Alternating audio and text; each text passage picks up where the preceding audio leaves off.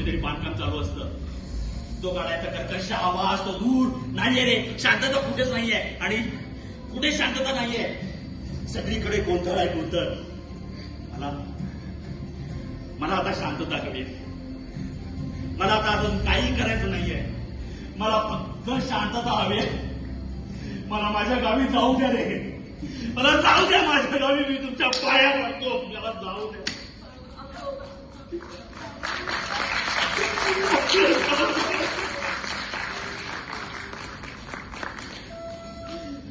तुम्ही तुमचं जगालो, पण आम्ही काय करायचं?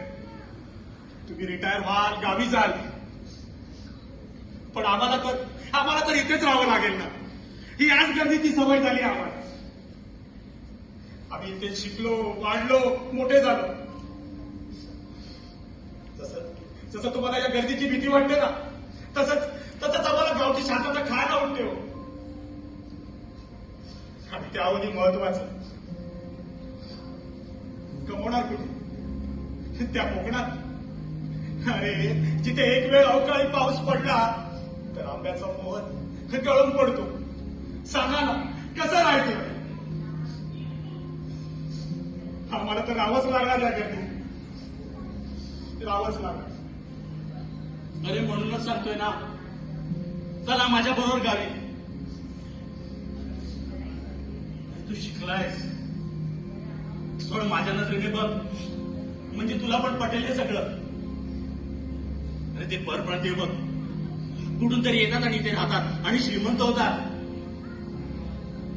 तू शिकलायस, गावी चल, तिकडे काहीतरी बघ. कोकण पण आता सुधारतंय रे.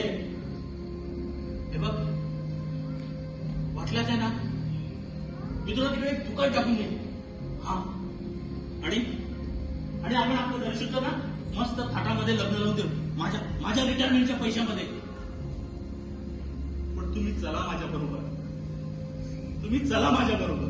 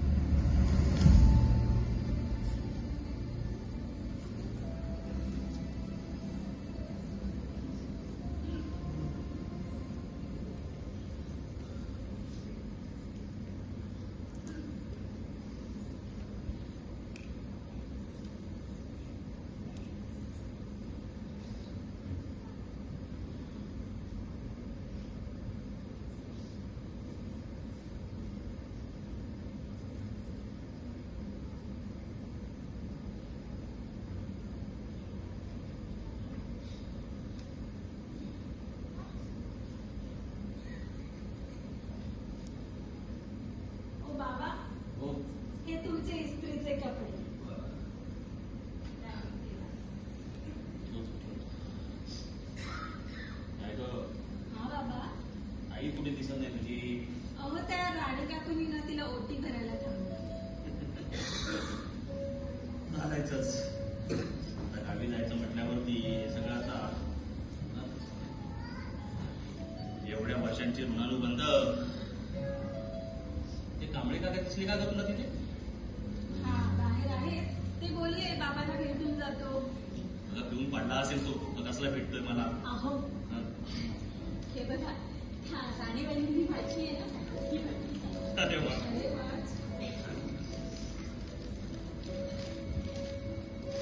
अहो ते पांढरा चौकटीचा शर्ट घेतलात ना? हो घेतलाय. जयंतीला ना तुम्ही तो शर्ट घाला. आता तो जुना शर्ट घालून फिरत असतात. अगं जुना नाही ग, आवडता.